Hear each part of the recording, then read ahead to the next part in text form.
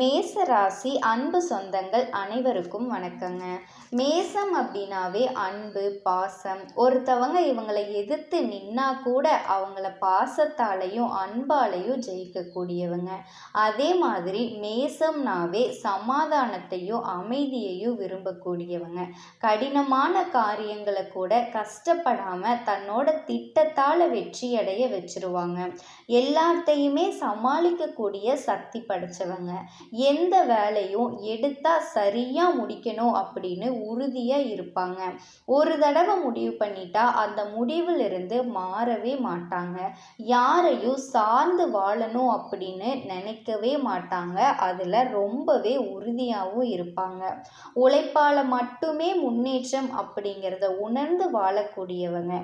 எத்தனை போராட்டம் இருந்தாலும் கடைசியில் இவங்க தான் வெற்றியாளராக இருப்பாங்க. ஆனாலும் எனக்கு நிறைய கஷ்டம் வருது, என் வாழ்க்கையில் துன்பமாகவே வந்துட்டு இருக்கு அப்படின்னு நீங்கள் சொல்கிறதுக்கு ஒரே ஒரு காரணம், நீங்கள் மற்றவங்க கிட்ட வெளிப்படையாக இருக்கிறதுனால மட்டும்தான் உங்களுக்கு வர்ற எல்லா கஷ்டத்துக்கும் காரணமாக இருக்குது. அப்படிப்பட்ட மேச ராசிக்காரங்களுக்கு இனி வரக்கூடிய நாட்கள் எப்படி இருக்க போகுது அப்படிங்கிறத இந்த பதிவில் முழுமையாக பார்க்கலாம். இந்த தமிழ் புத்தாண்டு ஒரு விசேஷமான புத்தாண்டு. ஏன்னா இந்த வருஷத்தில் எதிர்பார்க்காத மாற்றமெல்லாம் நிறையவே இருக்குது. ஏன்னா எல்லா வருஷமும் ஒரே ஒரு கிரகம் தான் பயிற்சியாகும். இந்த வருஷம் எல்லா கிரகமும் பயிற்சியாகுது. ஆல்ரெடி சனி பகவான் பயிற்சி ஆயிட்டாரு. அதே மாதிரி குரு பகவான், ராகு கேது பகவான் பயிற்சி ஆகிறாங்க. இந்த 3 கிரக பயிற்சியும் இந்த வருஷத்தில் ஒரு பயங்கரமான ராஜயோகத்தை கொடுக்கும்னு உங்களுக்கு தெரியுமா? அப்போ எல்லோருமே உங்க ஜாதகத்தை எடுத்து ஒரு தடவை பார்த்துக்கணும். ஏதாச்சும் ஒரு தசா புத்தி உங்க ஜாதகத்துல மாறுதான்னு செக் பண்ணிக்கோங்க. ஏன்னா இந்த வருஷத்துடைய ராஜாவா சூரியன் வர்றாரு. அப்போ நிறைய சேஞ்சஸ், நேர்மையான மாற்றங்கள் எல்லாமே உங்களுக்கு நடக்கக்கூடிய அமைப்பு நிறையவே இருக்கு. இந்த வருஷத்தில் என்ன ஒரு வித்தியாசமான பலன் அப்படின்னா, இந்த வருஷத்துடைய லக்னம் பார்த்திங்கன்னா பொதுவாக பிறக்கிறதே கும்பம் லக்னத்தில் தான் பிறக்குது. சுவாதி நட்சத்திரத்தில் பிறக்குது. எல்லாமே ராகு கேது பகவானோட ஆதிக்கம் தான் ரொம்பவே அதிகமாக இருக்குது. பிரம்மாண்டங்கள் ரொம்ப அதிகமாக நடக்கக்கூடிய வருஷமாக இந்த வருஷம் இருக்குது. இந்த பதிவை நீங்கள் முழுமையாக பார்த்தீங்கன்னா என்னென்ன நட்சத்திரத்துக்கு என்னென்ன பலன் இருக்குது அப்படிங்கிறதையும் நீங்கள் தெரிஞ்சுக்கலாம். அன்பார்ந்த மேச ராசி அன்பர்களே, கால புருஷனுடைய 1வது ராசி தாங்க உங்கள் ராசி. எதுலையுமே நீதி, நேர்மை, கண்ணியம், கட்டுப்பாடு, நல்ல ஒரு ஒழுக்கமான குணம் அப்படின்னாவே அது மேசராசி மட்டும்தான். எல்லாமே மேசராசி கிட்ட தான் இந்த குணம் அதிகமாகவே இருக்கும். எந்த ஒரு விஷயத்துலையும் தன்மானத்தோடு இருப்பாங்க.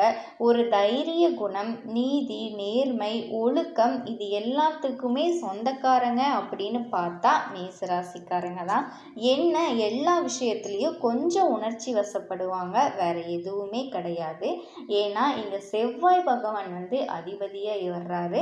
அப்போ எதுலையுமே நம்ம தான் ஃபர்ஸ்ட்ல போகணும் அப்படிங்கிற எண்ணங்கள் மட்டும் உங்களுக்கு கொஞ்சம் அதிகமாக இருக்கும்.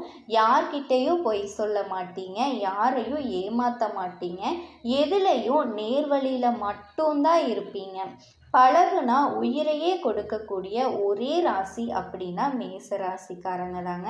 எதுலையுமே தன்னம்பிக்கையோடு ஒரு விஷயத்தை செய்வீங்க. தன் கூட யாராவது இருக்காங்க அப்படின்னா அவங்கள ஒரு துளி கூட கஷ்டப்படுத்த விட மாட்டீங்க. எது வந்தாலும் பார்த்துக்கலாம் அப்படின்னு நீங்கள் அவங்களுக்கு தைரியம் சொல்லி கொண்டுட்டு போவீங்க. மேச ராசிக்கு இந்த வருஷத்தில் 3 கிரக பயிற்சி வருதுங்க. ஃபஸ்ட்டு சனி பயிற்சி ஆல்ரெடி ஆயிடுச்சு. அடுத்தது குரு பயிற்சி வரப்போகுது. ராகு கேது பயிற்சி வருது. இந்த 3 கிரகத்தை மையமாக வச்சு தான் இந்த பலனை எடுக்க முடியும். 3ஓட தொடர்புலையும் தான் எடுக்க முடியும். இது எல்லாமே அதிக நாட்கள் ஒரே ராசியில் சஞ்சாரம் செய்வாங்க. ஏன்னா இந்த கிரகங்கள் மட்டும்தான் ஒரே ராசியில் இந்த 3 கிரகமும் தான் ஒரே ராசியில் நிறைய நாட்கள் பயணம் செய்வாங்க. இப்போ சனி பகவான் 2.5 வருஷம் ஒரு ராசியில் போவார். குரு பகவான் 1 வருஷம் போவார். ராகு கேது 1.5 வருஷம் சஞ்சாரம் செய்வாங்க. இதை வச்சு தான் நம்ம கணிக்க முடியும். இந்த வருஷத்தை பொறுத்த வரைக்கும் 3ஆம் இடத்துல குரு. இதில் பாருங்கள், இந்த வருஷத்தோட பேரே விஸ்வாவசு வருடம். 3ஆம் இடத்துல குரு, 5ஆம் இடத்துல கேது, 11ஆம் இடத்துல ராகு, 12ல் சனி பகவான். ஏன்னா மேச ராசிக்காரங்க கொஞ்சம் பயத்திலேயே இருப்பாங்க விரய சனியை பார்த்து. ஃபஸ்ட்டு யாருக்குமே விரய சனி இந்த வருஷம் பெருசாக எந்த பாதிப்பும் கொடுக்காது. செவ்வாய் கொஞ்சம் நீசமாக இருந்தார் ஒரு 2-3 மாதமாக. அதனால அவர் உங்களுக்கு கொஞ்சம் தடையாக இருந்திருப்பார். மற்றபடி எந்த ஒரு விஷயமே உங்களுக்கு ஆபத்தை ஏற்படுத்தாது. அதாவது மேடு பள்ளம் மட்டும் தாண்டி வந்திருப்பீங்க, வேற ஒரு விஷயம் எதுவுமே இல்லை. யாருமே கஷ்டம் இல்லாத கர்மவினை இல்லாத மனுஷனே கிடையாதுங்க. கண்டிப்பாக இறைவன் கொடுப்பாரு. இருந்தாலும் இந்த 2-3 மாதம் கஷ்டம்தான். மேசம்க்கு நிறைய மனக்குழப்பங்கள் இருந்திருக்கும். தன்னம்பிக்கையை இழந்து உக்காந்துருப்பீங்க. ஏதாவது ஒரு விஷயம் செஞ்சுருந்தாலும் அது எனக்கு நல்லதே நடக்கலை, அதில் எனக்கு வெற்றியே கிடைக்கல அப்படின்னு சொல்லி குழம்பி போய் உக்காந்துருப்பீங்க. என்னடா வாழ்க்கை இது, கஷ்டப்பட்டுட்டே இருக்கோமே, கஷ்டம் தீராதான்னு நினைப்பீங்க. நல்ல நேரமே எனக்கு வராதா அப்படின்னு தன்னம்பிக்கையை இழந்து உக்காந்துருப்பீங்க. ஆனால் மேசராசிக்காரங்களே, நீங்கள் தன்னம்பிக்கையை மட்டும் இழக்கவே கூடாது. தைரியமாக இருக்கணும். அதுதான் இந்த வருஷம் எல்லாமே இனி உங்களுக்கு நல்லா இருக்கும். சூரியன் உங்கள் ராசியில் ஆரம்பத்தில் உச்சமாக இருக்கார். அப்புறம் நீங்கள் எதுக்கு பயப்படணும்?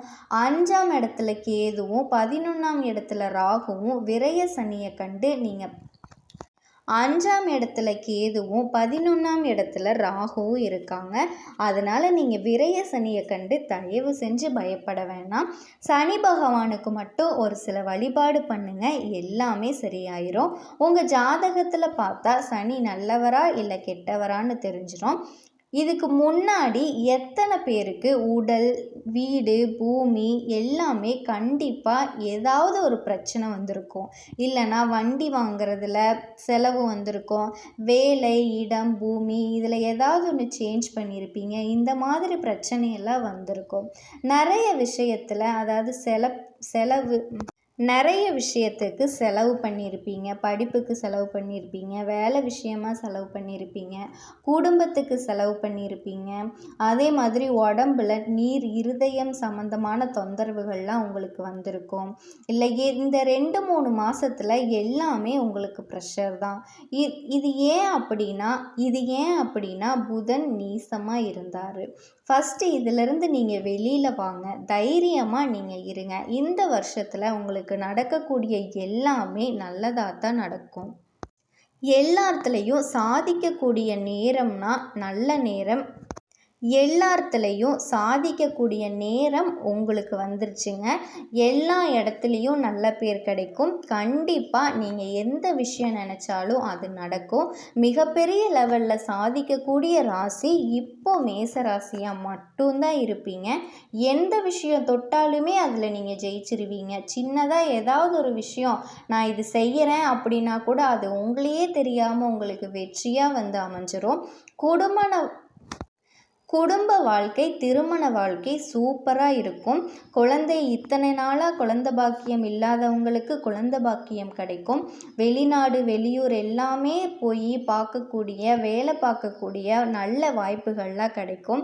கடன் இருந்துச்சுன்னா இந்த வருஷம் நீங்கள் இருக்கிற எல்லா கடனையுமே அடைச்சிருவீங்க. வீட்டில் நிலத்தில் காசை போட்டுகிட்டே இருக்க போகிறீங்க. நீங்கள் இந்நேரம் பிளான் பண்ணியிருப்பீங்க நிறைய விஷயங்கள் செய்கிறதுக்காக. உங்கள் கூட இருக்க சகோதர உறவு பலப்படும். அதனால் மேசராசிக்காரங்களுக்கு இனி வரக்கூடிய நாட்கள் எல்லாமே ரொம்ப சிறப்பாக அமைஞ்சிருக்கு. அதனால் நீங்கள் எதை நினச்சும் கவலைப்படணுங்கிற அவசியமே கிடையாது. தெய்வத்தை மட்டும் மனசார வேண்டிட்டு நீங்கள் செய்யக்கூடிய எல்லா வேலையுமே செஞ்சிட்ருந்தீங்கன்னா கண்டிப்பாக உங்களுக்கு எந்த பிரச்சனையுமே வராது. பொதுவாகவே நீங்கள் மற்றவங்களுக்கு ஓடி ஓடி உதவி செய்யக்கூடியவங்க. இனி வரக்கூடிய நாட்கள் எல்லாமே நீங்கள் கேட்காமலேயே உங்களுக்கு நிறைய பேர் உதவி செய்வாங்க. உங்களுக்கு கடன் பிரச்சனைகள், குடும்ப பிரச்சனைகள் எதுவாக இருந்தாலும் இப்போ வரக்கூடிய நாட்களில் எல்லாமே தீரப்போகுது. இப்போ நட்சத்திர பலன். முதல்ல அஸ்வினி நட்சத்திரம். தன்னம்பிக்கையை விட மாட்டாங்க. அதிபதி 5ஆம் இடத்துல இருக்கிறதுனால நீங்கள் உங்கள் மனசில் ஆசையை வச்சுட்டாவே போதும், அதை நான் நிறைவேற்றிடுவேன் அப்படின்னு சொல்லி உக்காந்துட்டு இருக்காங்க.